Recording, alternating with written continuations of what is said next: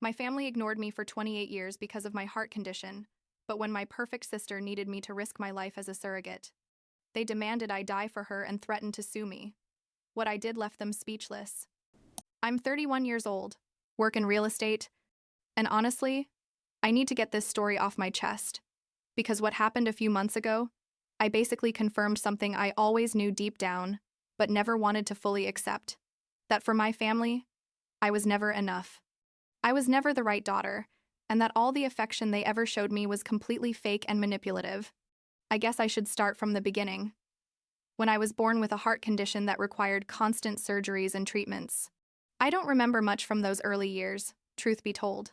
But what I do remember perfectly is the feeling of always being in the way, of being a burden, of hearing my parents sigh every time they had to take me to the doctor or pay another medical bill, while my sister Samantha, 2 years older than me, received all their attention and love without having to do absolutely anything to deserve it. Samantha was the perfect one, you know, the one who got good grades without trying too hard, the one who had tons of friends, the one my parents would brag about at every family gathering while I sat in a corner trying not to bother anyone. I remember once, I must have been like 8 years old. I won an award at school for a science project, and I was so excited to tell my parents. But when I got home, my mom barely looked at me and said something like, "Oh, that's nice, honey," and kept making dinner while asking Samantha about her day. That same day, Samantha had gotten a 9 on a test, and my parents took her out to dinner at her favorite restaurant to celebrate. I wasn't invited. They left me with the neighbors. Things like that happened all the time. And when you're a kid, you start thinking that maybe you're the problem. That maybe if you were more like your sister, your parents would love you the same. The only reason I survived my childhood and adolescence, both physically and emotionally, were my paternal grandparents. They did love me, or at least that's what I felt. And when they realized my parents basically ignored me and constantly complained about my medical expenses, they started paying all my hospital bills and treatments without telling my parents anything. My grandmother confessed this to me years later. She told me that she and my grandfather knew something was wrong in that house, that it wasn't normal how they treated me compared to Samantha, but that back then they didn't know what else to do, besides making sure I had what I needed to be healthy. They also paid for my entire college when the time came, which was literally my salvation because I could go far away, like 8 hours away, and finally, breathe without feeling like I was disappointing someone just by existing. College was amazing. Honestly, for the first time in my life, I felt free and could be myself without anyone constantly comparing me to my perfect sister. I studied business administration, made real friends, people who valued me for who I was. And in my second year, I met Ryan in a statistics class we both hated. We connected immediately and started dating like 3 months after meeting. Ryan was different from anyone I'd ever met. He was kind and understanding. And when I told him about my heart condition and complicated childhood, he didn't look at me with pity or make me feel like a burden. He just hugged me and told me my family was crazy for not seeing how amazing I was. I fell completely in love with him, and he with me apparently because 2 years later he proposed to me on a beach trip we took during summer vacation. We got married when I was 25. It was a small, intimate wedding with our closest friends and my grandparents, but my parents and Samantha didn't come, which honestly didn't surprise me as much as it should have. I sent them the invitation more out of courtesy, like fulfilling family protocol. But when my mom called to tell me they couldn't come because Samantha had an important event that weekend, I didn't even bother arguing. I just said okay and hung up. Ryan was furious. He wanted me to confront them.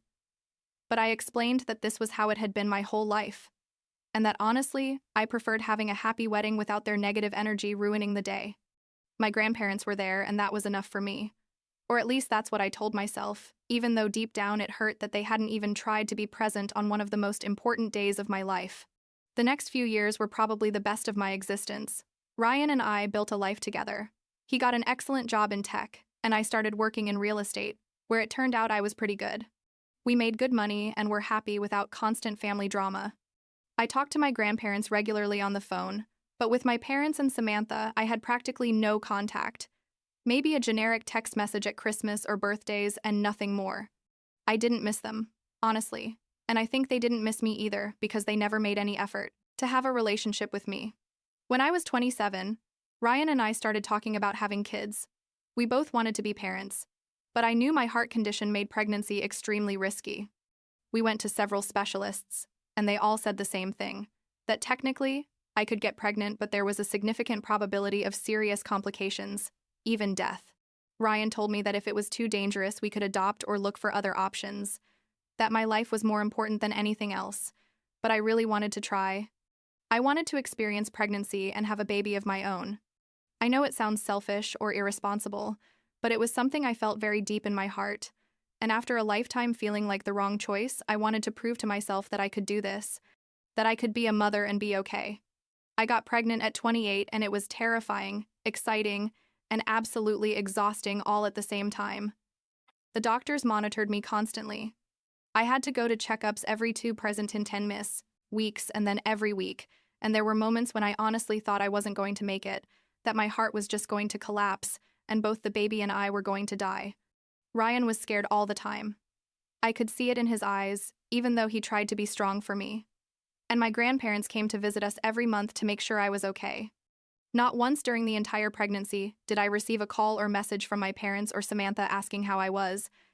They didn't even know I was pregnant because I simply hadn't told them, and they never asked anything about my life. I finally had my son by emergency C-section at 36 weeks. It was absolutely traumatic, and I was in intensive care for 3 days after delivery because my heart was failing. But both the baby and I survived, and that was all that mattered. My son, I'm not going to say his name here for privacy, was born completely healthy and perfect, and when I held him for the first time after they stabilized me, I thought all the pain and fear had been completely worth it. Ryan cried.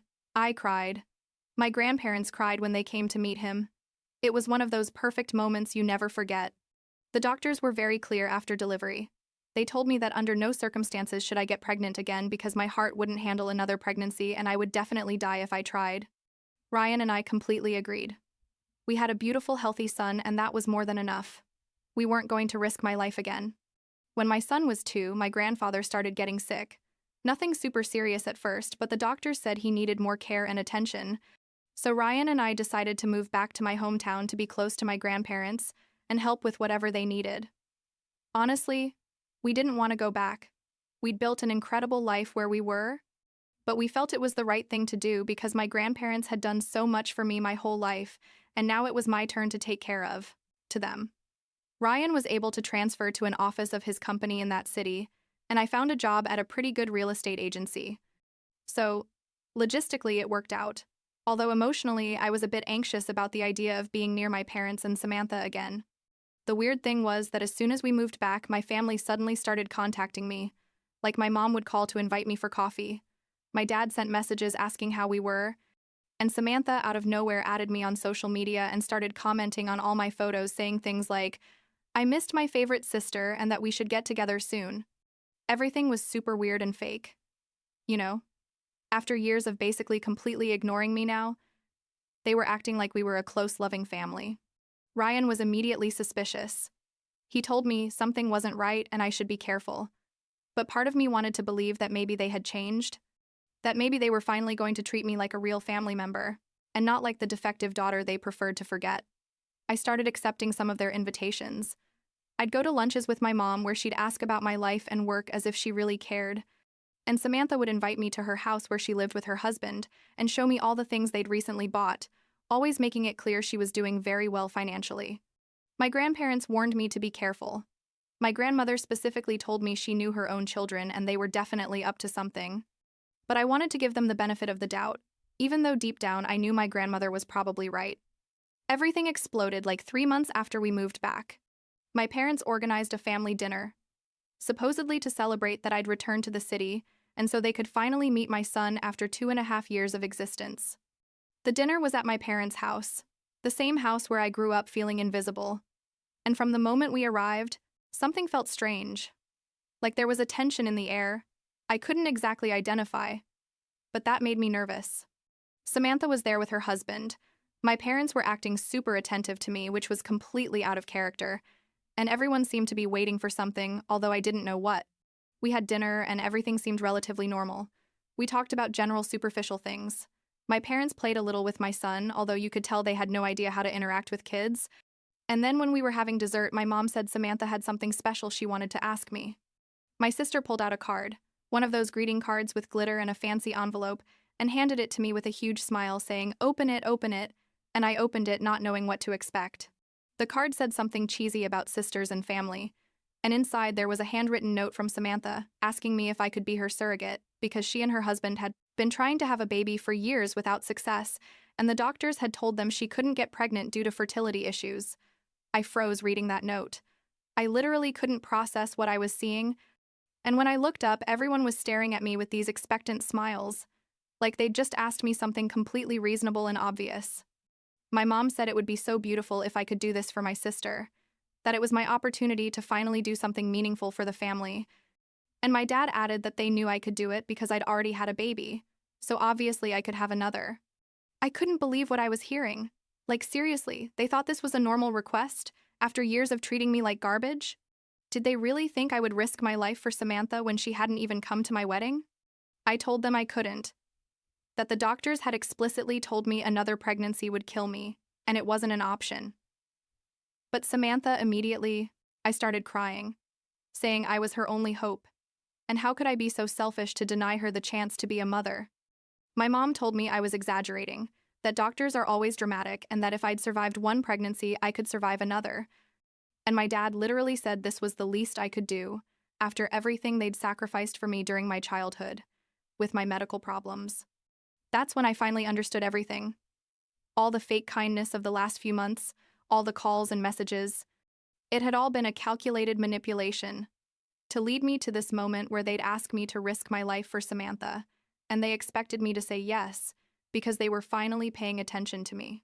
Ryan, who had been sitting next to me in silence, processing all this craziness, stood up and told me we were leaving, that this conversation was over, and my answer was no. Samantha screamed something about how I'd always been a terrible, selfish sister. My mom started saying Ryan was manipulating me and I should think for myself. And my dad blocked our exit from the dining room, saying we couldn't leave until I reconsidered my decision.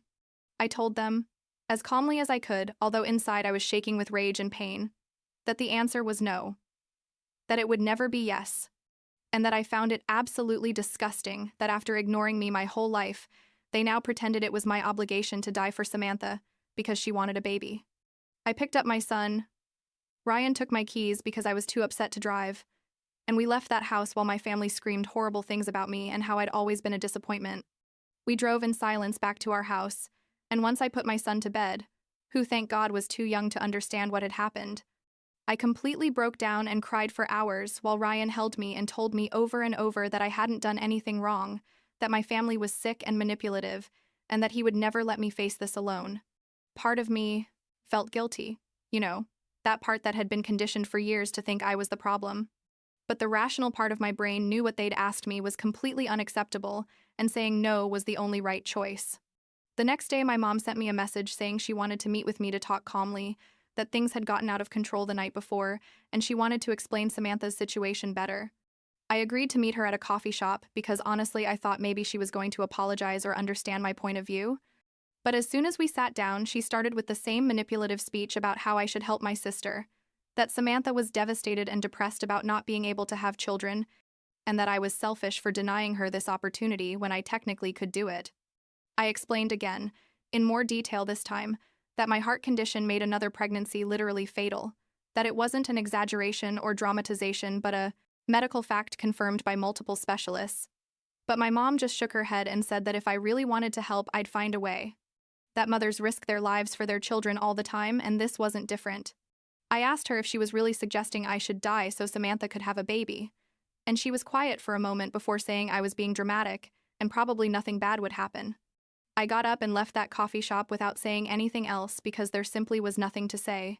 It was crystal clear that for my mom, Samantha's life was worth more than mine, and that was never going to change. During the following weeks, I received constant messages from my dad and Samantha, some trying to make me feel guilty, telling me I was a horrible, selfish person, others trying to bribe me, offering money or promising they'd finally treat me like part of the family if I did this for them. I blocked them on social media, but they kept sending text messages, and Samantha even showed up at my work one day crying and making a scene in front of my colleagues about how her evil sister was refusing to help her become a mother. I had to call security to remove her, and it was absolutely humiliating. And that night, Ryan and I talked seriously about what to do because this situation clearly wasn't going to resolve itself. My grandmother called me like a week after that incident at my work, and told me she needed to warn me about something she'd heard. That my parents were talking to lawyers to see if there was any legal way to force me to be a surrogate for Samantha.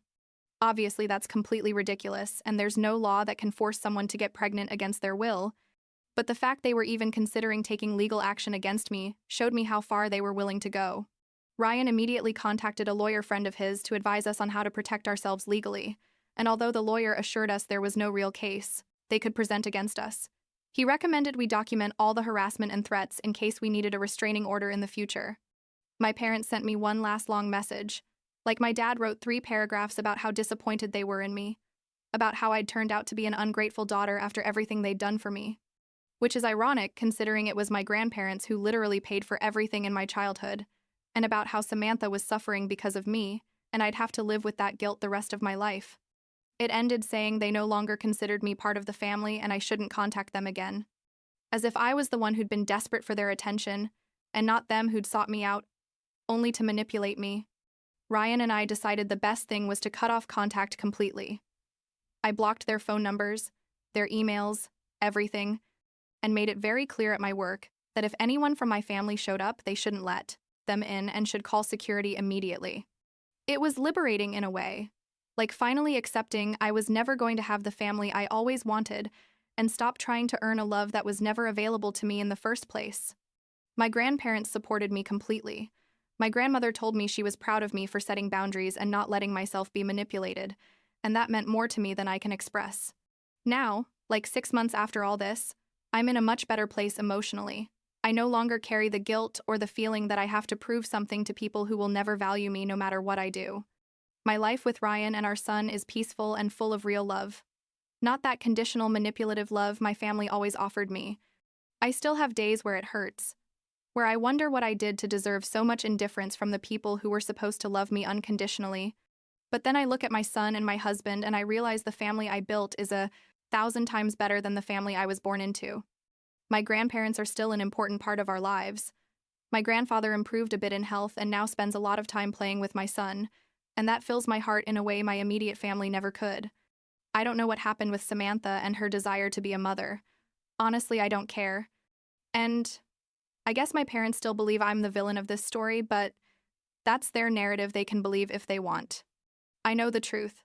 I know that asking me to risk my life and leave my son orphaned so Samantha could have a biological baby was absolutely insane. And I don't regret saying no for a single second. Sometimes people ask me if I miss my family or if I'd ever consider reconciling with them, and the honest answer is I don't miss the constant pain of never being enough, and I don't see how there could be a real reconciliation when they fundamentally see no problem with what they asked me. Last week, my son asked me why I don't see my parents like he sees his, meaning Ryan and me, and I told him a simplified version of the truth, that sometimes families don't get along and that's okay, that what's important is he has people who love him very much and that's enough. He thought for a moment and then hugged me and said I was the best mom in the world, and honestly, that's all I need to hear. That validation from my son that I built a life where he feels loved and safe, something I never had but made sure to give him. And I guess that's enough for now.